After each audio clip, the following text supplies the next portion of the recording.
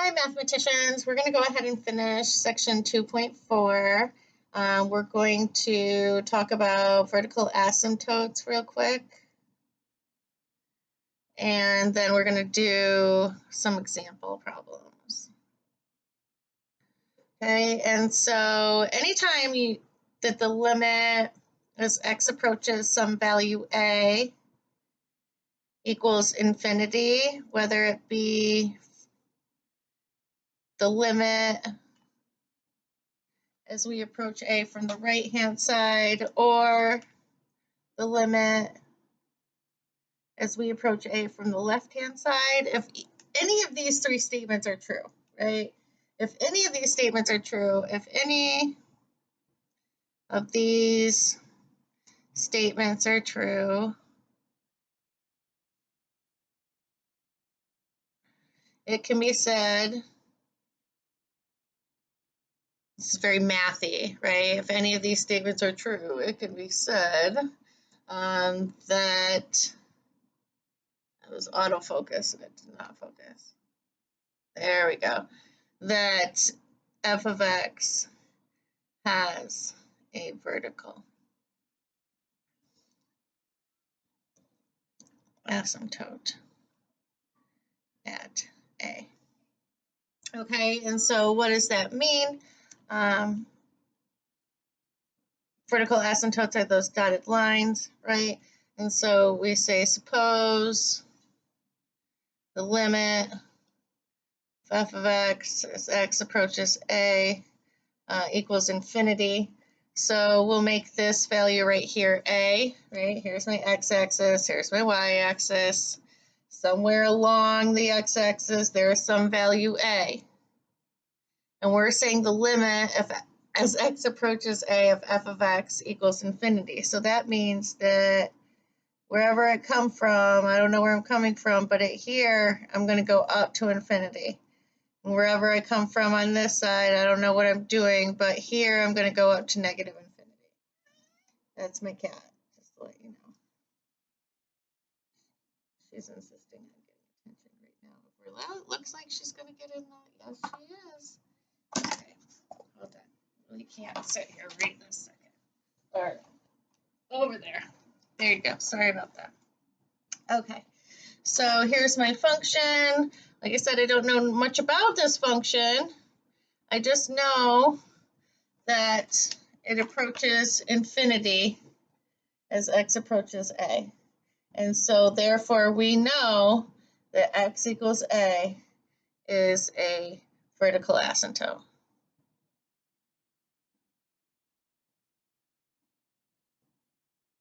Okay. All right, so let's do some examples here.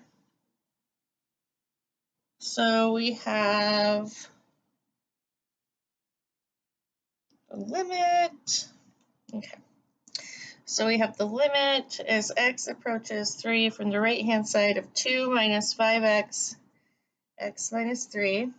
We have the limit as x approaches 3 from the left-hand side of 2 minus 5x over x minus 3. And so here we have x approaching 3 from the right-hand side. So that means it's just going to be a little bit bigger than 3. Right? It's going to be a little bit bigger than 3. So this denominator here is going to be 0, but it's going to be on the positive end of 0. Does that make sense the way I'm writing that there? Right? This is going to be like 3.000000000000001 minus 3, or something like that. Right, so it's 0. Yes, it's approaching 0, but it's on the positive end of 0. I'm just making note of that. Okay, and then we have 2 minus 5 times 3, right? So because we're approaching 3 here, so what is this going to approach? That's going to approach negative 13, right? So we have a negative number on top, right? And we're going to have this slightly positive number on bottom. And so what does this mean? Well, anytime you have a number with a very, very, very, very, very small number on the bottom, this is going to go to negative infinity. Okay, so the limit as x approaches 3 from the right-hand side equals negative infinity. Let's see what happens from the left-hand side. So I'm approaching from the left-hand side. So that means this is going to be like 2.99999999999, right, minus 3. So that's going to equal a little bit negative, right? We're approaching 0, but we're approaching from a negative perspective, right? We're going to be negative 0.000000001, something like that. All right. And so then again, we have 2 minus 5 times 3, basically, right? And so again, that is going to be 2 minus 5 times 3, 2 minus 15. That's going to be a negative 13. But now we can see that we have this positive on the top and this positive on the bottom. So the limit as x approaches 3 from the left-hand side equals positive infinity, because we have a positive on the top and the bottom. Positive divided by a positive. Excuse me, a negative on the top and the bottom. A negative divided by a negative is a positive. Therefore, the limit as x approaches 3 of 2 minus 5x over x minus 3 does not exist, because the limit as x approaches 3 from the right of 2 minus 5x over x minus 3 does not equal the limit as x approaches 3 from the left of 2 minus 5x over x minus 3. And if on your exam I asked you for the limit of something, I'm going to ask for a statement like this. Okay, you're going to have to show me in some circumstances, not all, but in some circumstances, and I'll let you know when, I'm going to expect you to look at the right-hand side, the left-hand side, tell me if they're equal, right? And then tell me if the limit exists or not and why. Let's go ahead and do another one.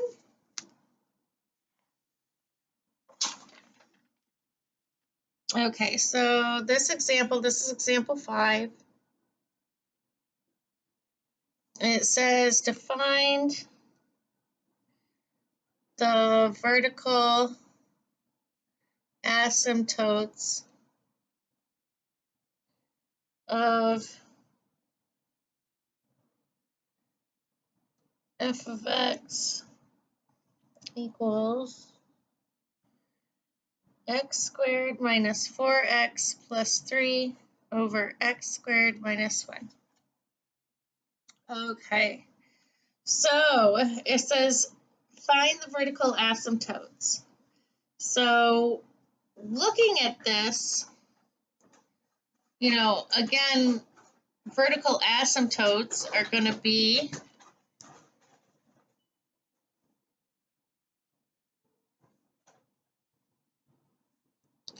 occur when the limit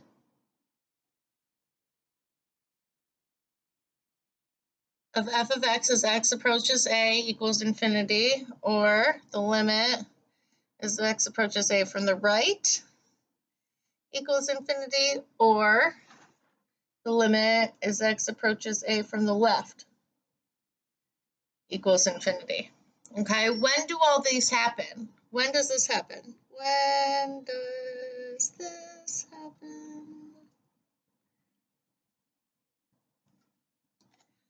When the denominator gets very small is when that happens. right? So when does that get really small? When the denominator gets close to 0. When is this denominator going to be 0? For x equals -1 and x equals 1. Okay, so those are going to be our places of interest. Okay, so we're going to go ahead and look at this graph at those spots and see if anything interesting happens there. All right, so let's go ahead and look at the limit as x approaches 1 of x squared minus 4x plus 3 over x squared minus 1. Okay, so what are the kind of rules here? Well, we have a rational expression. We see that plugging in the denominator, or plugging in the 1 in the denominator, is going to put 0 on the top. We won't get 0, or excuse me, plugging in the 1 in the denominator will get a 0 on the bottom, right? We won't get a 0 on the top. Let's go ahead and just see if we can factor anything out here, and then see what happens.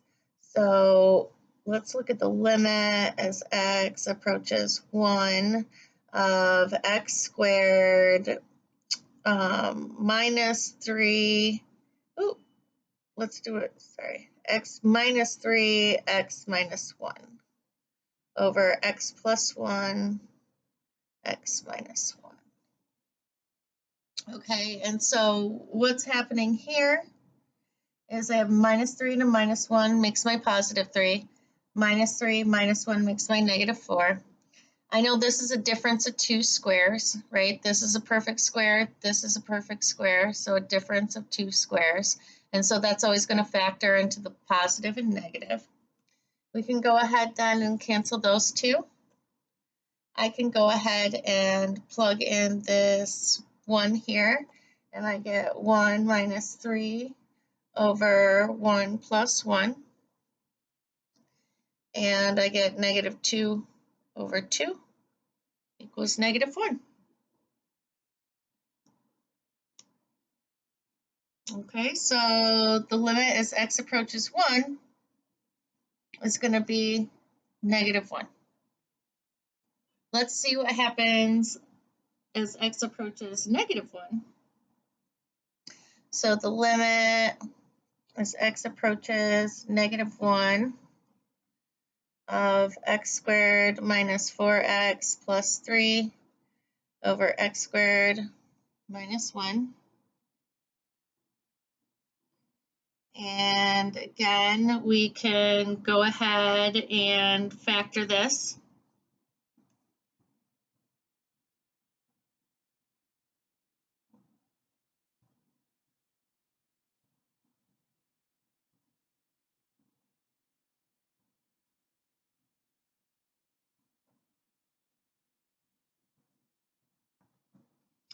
And cross those out. And so up here, when we look at this example,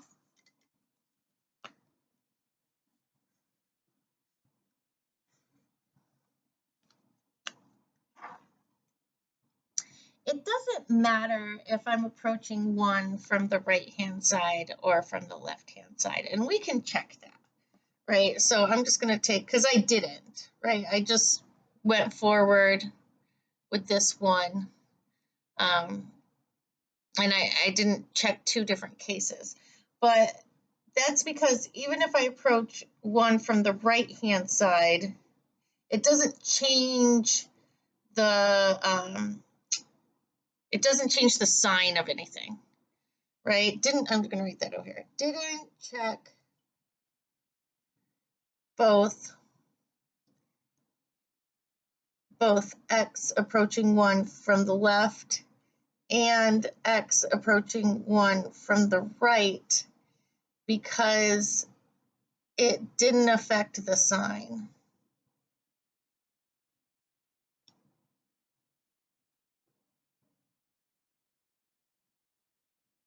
Okay, because it didn't affect the sign of the output. right? It doesn't matter if I have 0.999999 in here or if I have 1.11111, right? It's not going to change the sign of this -1. It's not going to change the sign of the output. Down here, I'm approaching -1. Okay, and so as I approach -1, notice I'm still going to get 0 on the bottom here. And if I approach -1 from the right-hand side, what is that? Okay, let's approach -1 from the right-hand side.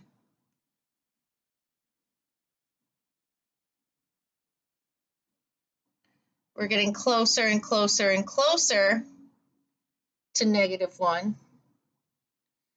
But we have a +1 here, right? Where's my +1? And so as we're approaching -1 from the right-hand side, this bottom becomes positive or stays positive. Approaching -1 from the right-hand side up here, you end up with a -1 minus 3, -4. Okay, so you end up with a negative on the top, a positive on the bottom. This goes to -infinity. Now let's approach -1 from the left-hand side. Okay, so I'm approaching over here now. Now I have values like -1.1, right? So the top is still negative, right? Because I have like a -1.001 minus 3. The bottom, I have something like a -1.001 plus 1. This is going to be now bigger than this. We're going to stay negative. So we're going to end up with a negative sign on the top, right? -4.0001 or something like that. We're also going to get a negative sign on the bottom, a -0.000001 or whatever, right? We're getting closer to 0. So the way I wrote this before was, right, I wrote like a -4 on top and then a 0. It's a -0. Okay, so this is going to end up being a positive infinity. Therefore, oh, we're looking for asymptotes. That's what we're looking for. Okay, so 1, the limit, let me see. The limit as x approaches 1 of this function does exist. It's -1. The limit as x approaches -1 of this function does not exist because these are not equal, right? We have a -infinity when we approach from the right-hand side. We have positive infinity when we approach from the left-hand side. So that's one statement, I should say. They should use the limit as x approaches -infinity of this guy does not exist because the limit from the right doesn't equal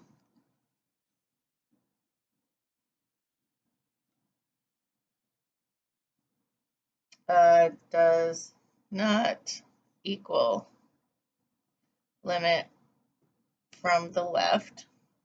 Okay, we can go ahead and write that.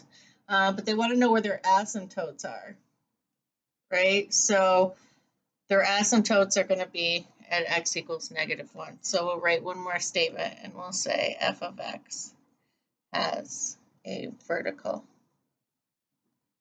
asymptote at x equals -1. Okay? All right, so hopefully that was helpful.